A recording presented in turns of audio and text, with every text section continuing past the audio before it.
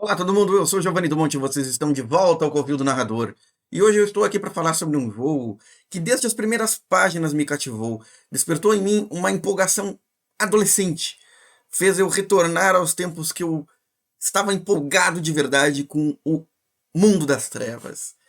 E agora eu estou tão cativado por esse jogo que eu estou louco para jogá-lo. Já li várias e várias vezes o livro e estou pronto para falar com vocês sobre esse jogo que eu vou tentar não deixar criar mofo no meu covil. Com vocês, a quinta edição de Lobisomem ou Apocalipse.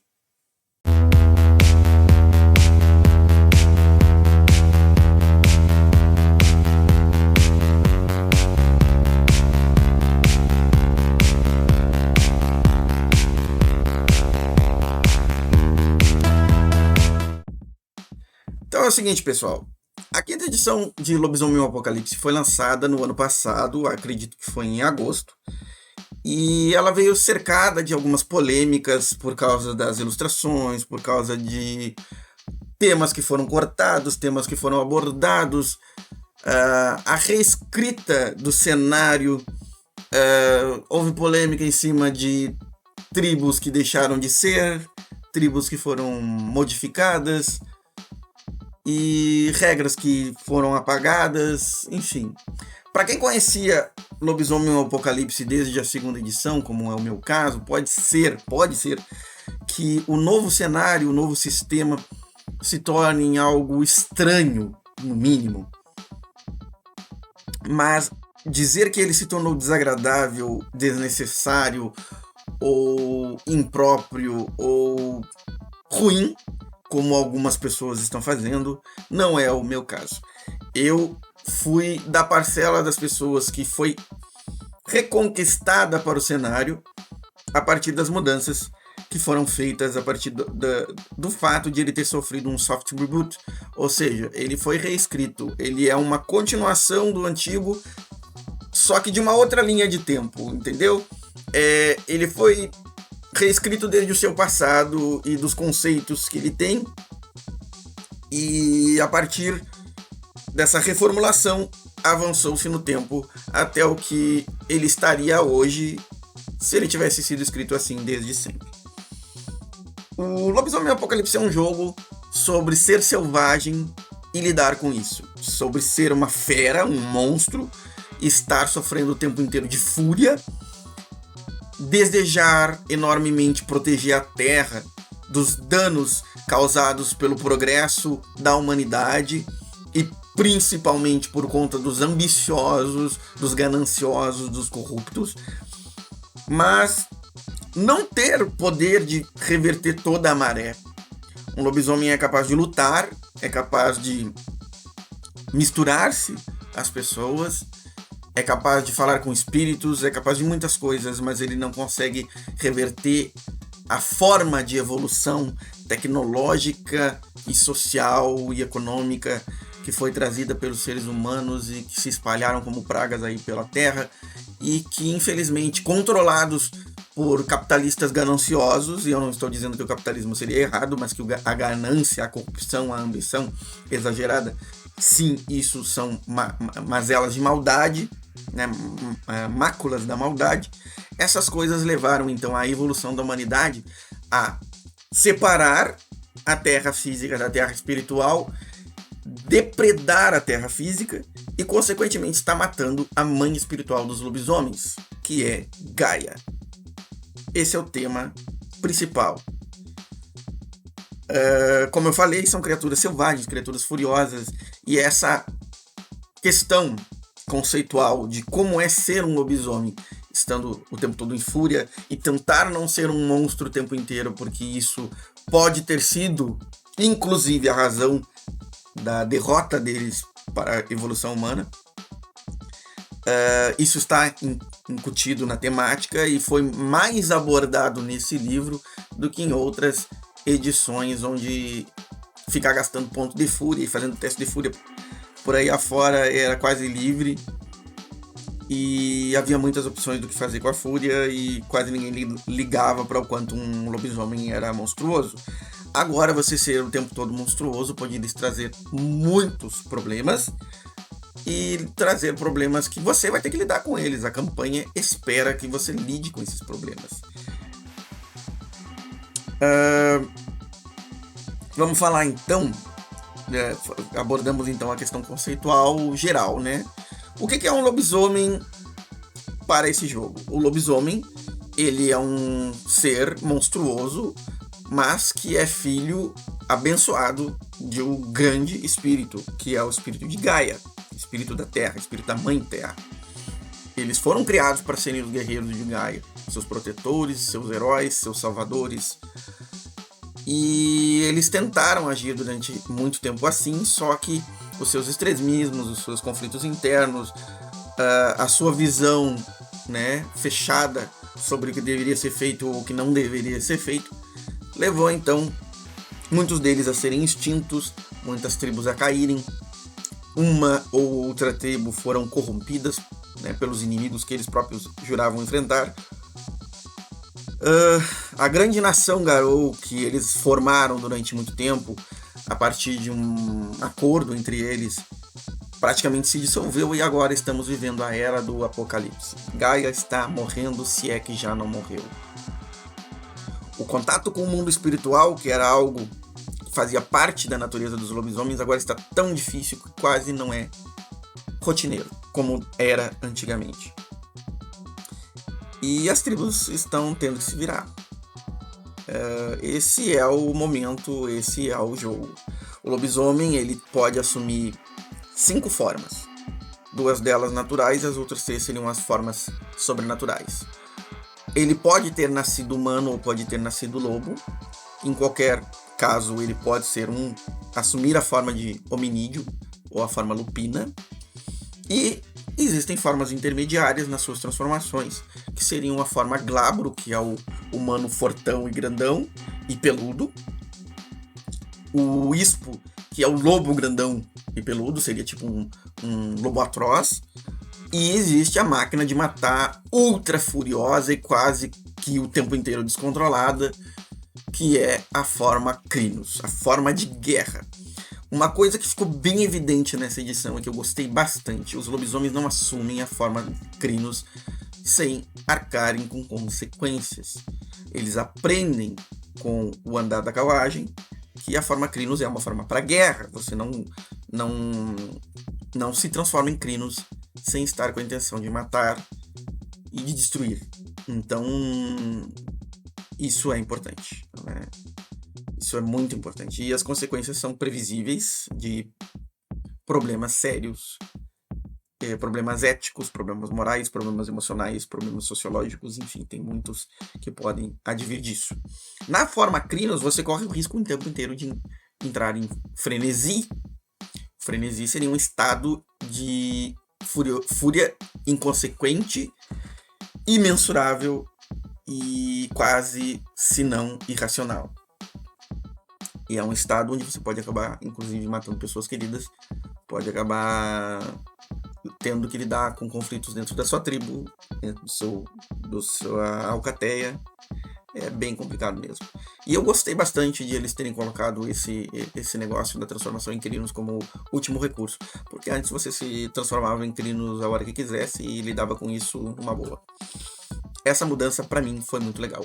Outra mudança em relação aos jogos anteriores e que é parte do conceito agora praticamente do mundo das trevas da 5ª edição, né? São os pilares, são as pessoas que você tem como seus laços com o mundo real, seus laços com o que você era como humano, os seus laços com aquilo que te faz manter a sanidade da sua cabeça, porque tem tanta coisa acontecendo e tantos conflitos para viver que você não ter laços firmes, não ter raízes, faria você rapidamente perder a noção e acabar cedendo ou para uma depressão desesperada ou para um fanatismo absoluto que também acabaria fazendo você ser um ser desprezível e irremediavelmente mal, monstruoso, enfim.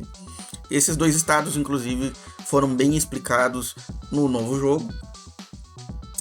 Existia já a palavra arano nas edições anteriores, ela era mencionada, mas não existiam mecânicas Pelo menos eu não conheci mecânicas a respeito de Arano.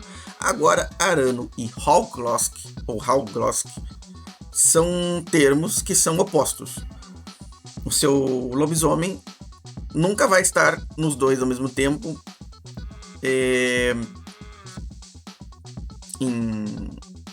Até pode crescer as duas barras separadamente, mas existe a chance de que você caia para um ou para o outro. Você não.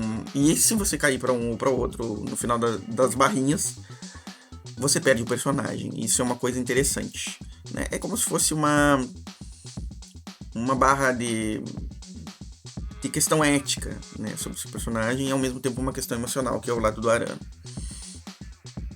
É uma coisa difícil de lidar, inclusive, porque se você passa pelas situações que provocam um acúmulo de pontos nessas duas características, não tem como reverter, né? Você pode até mudar um para outro, utilizando seus pilares até, mas não tem como reverter. Depois de você ter sido contaminado por esses sentimentos, você está cada vez mais perto de perder o personagem. O sistema, né? Eu até falei um pouquinho de mecânica aqui, que é a questão do Arano e do Hallglosk, e falei sobre as transformações e o risco de frenesi. Mas o sistema é muito parecido, e eu até diria que simplificado em relação ao que era o Storyteller nos anos 90 e 2000. Basicamente, existem atributos e perícias, ou habilidades, não sei como vai ser traduzido isso, que são físicas, sociais ou mentais. E você pode combinar livremente atributos e habilidades, sejam eles físicos, mentais ou sociais. E você sempre soma os pontos que você tem em uma coisa com os pontos que você tem em outra coisa, compondo assim uma parada de dados ou uma pilha de dados. No caso da nova edição, existem algumas complicações com relação a isso, e eu gostaria de discutir com vocês porque eu achei muito bacana. Vou mostrar para vocês aqui nesta tela. O que temos aqui é o seguinte: o que é a preparação básica dos dados? Você soma um atributo e uma habilidade ou uma perícia e compõe a sua parada. Você tem uma medida de quanto você está acumulando em fúria naquele momento. Então você vai substituir dados comuns pelos dados de fúria que você tem, e nunca vai ter mais dados do que os dados originais da jogada. Os dados de fúria têm que ser de cores diferentes dos dados normais. Tanto nos dados normais quanto nos dados de fúria, se você tiver um resultado que for 6 ou maior, você tem um sucesso. O 10 é especial, porque um par de 10 dobra, né? Então, se você teve 2 10, você teve 4 sucessos em vez de 2. De 1 a 5 é falha. Só que nos dados normais, para cada dado normal que você tirou de 1 a 5 é apenas falha. Quando você tira 1 ou 2 no dado de fúria, você corre o risco de ter uma consequência ou resultado brutal. A partir de 2 dados de fúria que tem um resultado no número 1 ou 2, né, existem dados específicos de lobisomem que teriam esses símbolos que estão aparecendo na tela, aí você tem o resultado brutal ou consequência brutal. Tá, e aí como é que é feita a jogada? Você joga todos os dados, verifica esses valores de sucesso ou de falha, e você tem uma dificuldade. Agora, diferente do antigo Storyteller, dificuldade significa quantos sucessos você tem que ter para passar no teste. Normalmente você vai fazer contra a dificuldade 2, 3, 4 talvez, né, que seriam os graus mais... de 4 para cima é difícil, tá? E aí, se você está tentando fazer uma coisa que requer finesse ou paciência, isso é diferente de você estar tentando fazer alguma coisa que seja agressiva, tá? Por causa dos dados de fúria. Porque se você tiver dados que tenham sucesso e está fazendo algo que requer finesse e paciência, você não pode ter tido uma consequência brutal. Se você está tentando fazer algo agressivo, como atacar alguém, aí você pode ter tido os resultados brutais, porque aí eles vão se somar como sucessos, em vez de fazer você falhar terrivelmente. Tá? E existe uma consequência narrativa, interpretativa disso, que é bem bacana também. Basicamente é isso aí, o sistema. Existe ainda um outro tipo de teste, que é o teste de fúria. O teste de fúria é só um dado. Você joga um dado e tem que tirar 6 ou mais. Você usa esse teste para saber se você vai gastar ou não pontos de fúria em uma jogada, ou, por exemplo, de um talento. Aliás, de um talento não, de um dom. Tá? Os dons dos lobisomens são a mágica que eles são capazes de fazer. E quando você faz as suas transformações, você também utiliza os testes de fúria. Esse Rage Check, que é como chamado em inglês. Aqui, esse folheto que eu consegui aqui, ele é um resumo do sistema e eu achei muito bacana. É fora de série, como ele tá bem resumido aqui. E isso aqui tá disponível de graça na internet. Tá? Assim como tem aventuras disponíveis de graça. As fichas de personagem, enfim. O sistema está sendo controlado nesse momento pela Renegade Game Studio, eu acho que sob licença com a Paradox, se eu entendi direito como é que funciona essa coisa toda, né? Bom, então, o que temos? É um sistema mais simples. As opções para construção de personagem, que inclui as tribos e os augúrios, e as vantagens e as desvantagens ou fraquezas, em número, se tornou algo pequeno em relação a, por exemplo, o Lobisomem 20 anos. Né? Tem muita gente que reclamou disso, né? O jogo era tão grande, agora ele tem menos opções, a gente fica mais restrito. Mas é que ele é uma reconstrução do jogo, eu entendo que isso é prático. Né? E isso é benéfico, inclusive, porque para quem vai começar a jogar lobisomem pelos novos conceitos, né? Essa nova geração que vai ser agregada ao jogo, pode começar com um jogo mais simples, onde as opções são mais curtas, né? Fica mais fácil de construir o personagem mais rapidamente. Eu acho que é benéfico, sim. É sempre bom ter jogos voltados para iniciante, mesmo que sejam jogos de terror, que pelo seu conceito são complexos, como é o caso do lobisomem. E é isso. Eu sei que talvez agora eu não tenha feito uma apresentação completa do jogo para vocês. Eu acho que eu fiz um comentário muito por cima, eu poderia falar muito mais. O jogo é imenso em detalhes, se a gente vai querer explicitar, né? Porque quando você se torna um lobisomem, você descobre que tem augúrio, que é a lua sob a qual você se transformou pela primeira vez, e não a lua sob a qual você nasceu, como era antigamente. E você tem uma tribo, que é uma associação de lobisomens da qual você se torna membro, porque você tem afinidade com o espírito patrono daquela tribo, de acordo com, digamos assim, seus ideais e vocações, ou você acaba tendo essa afinidade com aquele espírito patrono, e você pode conseguir, então, que ele te associe àquela tribo. É mais ou menos isso o resumo.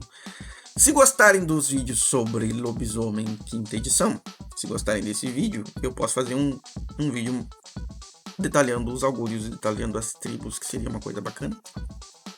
E aí a gente pode falar sobre detalhes desse cenário, né? Sobre a Umbra, que é o mundo espiritual, sobre os monstros e inimigos que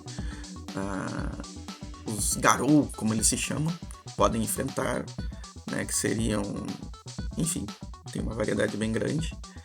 E é isso, pessoal. Eu quero que vocês saibam que futuramente eu vou jogar uma campanha de lobisomem aqui no canal. Eu talvez jogue uma solo e talvez jogue também uma em grupo. Vamos ver se eu consigo fazer isso acontecer. Um abraço, não esqueçam de curtir, compartilhar o vídeo, deixem seus comentários se vocês gostaram, se tem sugestões, se tem críticas, enfim. E até a próxima.